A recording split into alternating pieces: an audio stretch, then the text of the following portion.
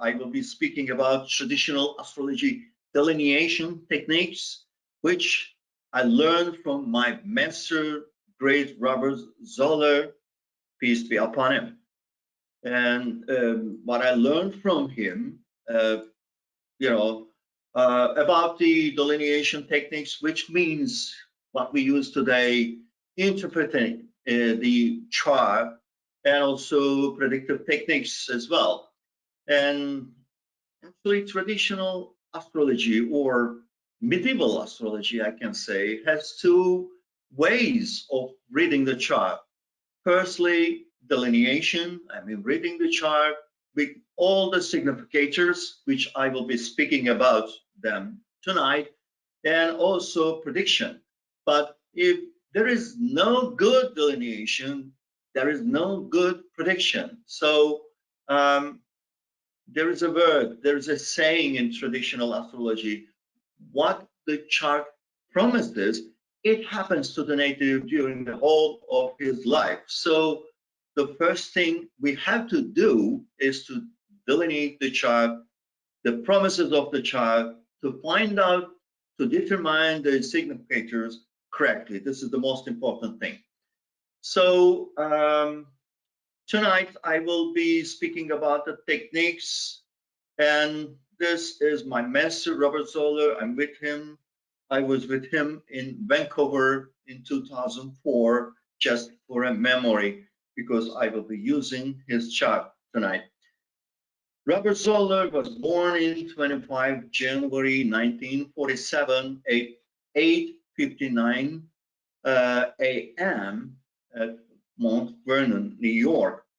So as you see, 12th degree of Pisces is on the ascendant. Most of the people are not sure about how to start reading a chart, how to start delineation. Actually, you can start with, the sun's placement. You can start with maybe the lunar nodes. I heard many things from my colleagues about starting a chart with stellium, for example. But what I was taught by my master, and what I find right, is to start with the ascendant. So the starting point is the ascendant. The first thing we have to see the sign on the ascendant. By the way, I have to give some information about the techniques I'm using. First of all, I'm normally using Uranus, Neptune, and Pluto, and even Chiron and the other asteroids, because I'm blending the traditional and modern techniques. But tonight, I will be speaking about only the traditional techniques. So I didn't use the other symbols on the chart, only sun, moon, and 5 planets. And the other things traditional astrology was using, the lunar nodes, of course, they are here. Additionally, part of fortune, of course, and the other Arabic parts. Arabic parts were very important in traditional times, and the traditional astrologers are giving very importance to them. I'm sure most of you are familiar to Robert Zoller's great Arabic parts book. If you don't have, please find it.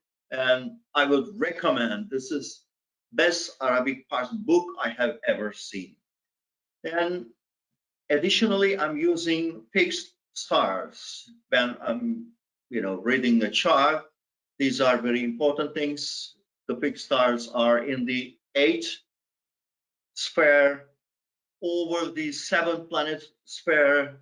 Maybe you are familiar to Chaldean order, which at the top Saturn, and below it Jupiter, below it Mars, below it the Sun, below it Venus, Mercury, and the Moon. And the 7 hierarchical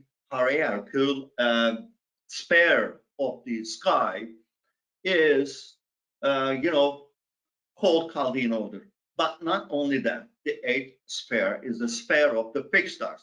It is very important. And what about the 9th one?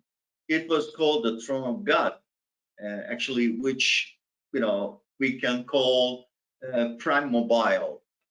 And the 8th sphere is very important. The effects of the fixed stars are more powerful or stronger than the planetary effects. Actually, the fixed stars effects are carried by the planets into our world. And the fixed stars that falls at the angles of a chart, first of all, the ascendant and then the MC are the most important.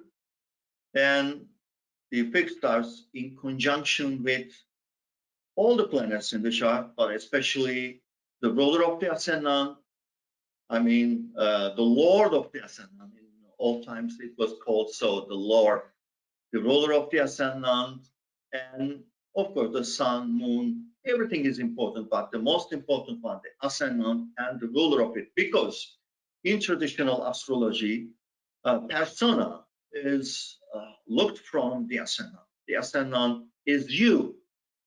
Even according to teacher of my teacher, Zoltan Mason, who was the teacher of Robert Zoller, in his books and in his classes, Zoller saying, he was telling that 70% of the chart is the ascendant. That much important as a beginning point, and also what I was taught from Robert Zoller, the ascendant is also the primary motivation. What takes the native, the people, the person, the chart owner, is looked from the ascendant. So the starting point, the ascendant, it is very important. And what I'm using also, I'm using normally quadrant house systems such as Placidus, and in the last days I'm using Koch house system. I'm trying it and find it very reliable. Actually, the house systems are one of the most, discussed problem of Western astrology. I'm sure most of you are, agree with me. But I'm using also whole sign houses, which is coming from Hellenistic astrology times, the oldest house system. I'm using it in my mind at the background, always counting the signs. And of course, when you have intercepted signs, this is a problem. I know most of you are not very, clear how to deal with it. And some of my students, even, they are asking what to do with the intercepted, signs. You can use them. You can work with them even when you are working with predictive techniques such as profections. For example, every year you skip a house. This is very important. Actually, in its original, you skip a sign.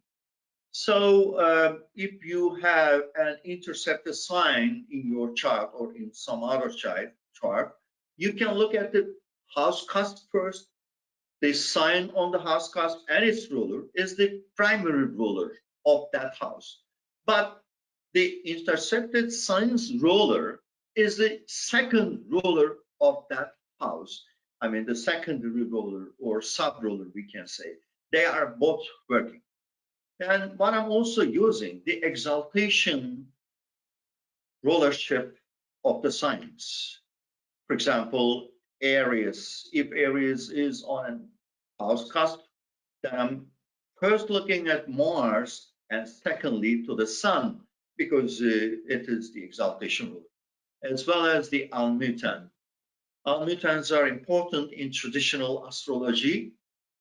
And what almutan means, a planet which has the most dignity in total from the 5 rulership on that degree. Sign rulership, exaltation rulership, triplicity rulerships, and term, and then the can. So you make a calculation, I will show you a bit later, and you find out the planet which has the most point in total on that degree, so that it has, a right on that sign, on that house. What does that mean? Its rulership, even can be more strong or stronger than the ruler of that house cusp if the anmutant's house placement is stronger than the sign rulership.